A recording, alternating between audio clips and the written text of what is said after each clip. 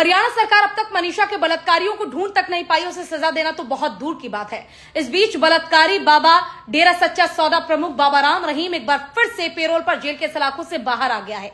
वो भी किसी जरूरी काम के लिए नहीं, बल्कि अपने जन्मदिन के जश्न को मनाने के लिए। आप सोचिए, एक बाबा जिस पर 2 साध्वी के रेप के साथ एक पत्रकार की हत्या का आरोप लगा, जिसे 20 साल की सजा सुनाई गई, वो बाबा जब चाहे अपनी मर्जी के हिसाब से 1-2 दिन नहीं, बल्कि कभी 21 तो कभी 50 दिन के पेरोल पर जेल से बाहर आता है, आराम से खुली हवा में सांस लेता है, एंजॉय करता है और सरकार से ज्यादा सवाल ना पूछे जाए इससे जेल में जाकर दोबारा बंद भी हो जाता है। बावजूद इससे सरकार से कई बार सवाल पूछे गए कि आखिर एक बलात्कारी को इतना आराम क्यों दिया जा रहा है, कि आखिर ऐसा क्यों हो रहा है। सरकार चू तक नहीं कर पाती। ऐसा लगता है कि राम रहीम के हाथ में कोई तो चाबी है, जिसे घुमाते ही हरियाणा के राजनेता से लेकर राजनीति तक बाबा राम रहीम की मुट्ठी में आ जाते हैं। क्या यही है हमारे देश में बलात्कारियों के लिए कानून? और अगर नहीं तो हरियाणा में कानून की धज्जियां क्यों उड़ाई जा रही है? एक बलात्कारी को इतने सम्मान के साथ अंदर बाहर क्यों किया जा रहा है?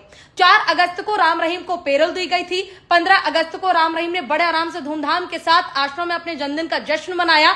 यहां तक कि पूरे अगस्त महीने की छूट दी गई, क्योंकि राम रहीम का कहना है कि वो अपने जन्मदिन पर लोगों की सेवा करना चाहते हैं। और इतना ही नहीं, बल्कि इस बीच MSG नाम से एक ई-कॉमर्स वेबसाइट लॉन्च कर दिया, एक ऐप लॉन्च कर दिया, जिसके जरिए आरोपी राम रहीम देश विदेश में ऑर्गेनिक प्रोडक्ट भी बेचेगा जेल में रहते हुए। आप सोचिए कितना आराम है। और 14 सितंबर को फिर से जेल में जाकर बंद हो जाएगा, ताकि सरकार की ज्यादा फजीहत ना हो। अब तक लगभग 41 दिन का पेरोल मिला है। इस साल की अगर मैं बात करूं तो 91 दिन का पेरोल राम रहीम को अब तक मिल चुका है। और साल 2017 में राम रहीम को गिरफ्तार किया गया था। अब तक 14 बार राम रहीम 1-2 महीने के लिए और कई बार ज्यादा दिन के लिए पेरोल पर बाहर निकल चुका है। आपको याद होगा, साल 2017 में राम रहीम पर 2 साध्वी का रेप करने और कई लड़कियों के साथ अश्लील हरकत करने के आरोप में, एक पत्रकार की हत्या करने के आरोप में 20 साल की सजा सुनाई गई थी। इतना ही नहीं, बल्कि अपने मैनेजर की भी हत्या राम रहीम ने कर दी थी, ताकि ज्यादा खुलासे ना हो जाए।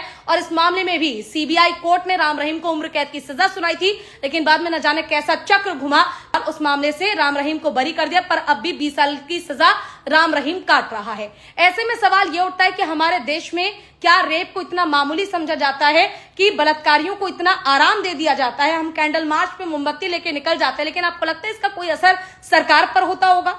कुछ असर नहीं होता। फिर चाहे वो जम्मू कश्मीर में बच्ची का रेप हो जाए, पश्चिम बंगाल में डॉक्टर का रेप हो जाए, हैदराबाद में किसी का रेप हो जाए, ग्रेटर नोएडा में लड़की को जलाकर मार दिया जाए, या फिर हरियाणा में खुद मनीषा का रेप के बाद हत्या कर दी जाए और सरकार उसे सुसाइड बता देती है। अब इस पर आपका क्या कहना है, कमेंट करके जरूर बताइएगा, क्योंकि मेरे नजरिए से हमारे देश में रेप का कोई समाधान नहीं है।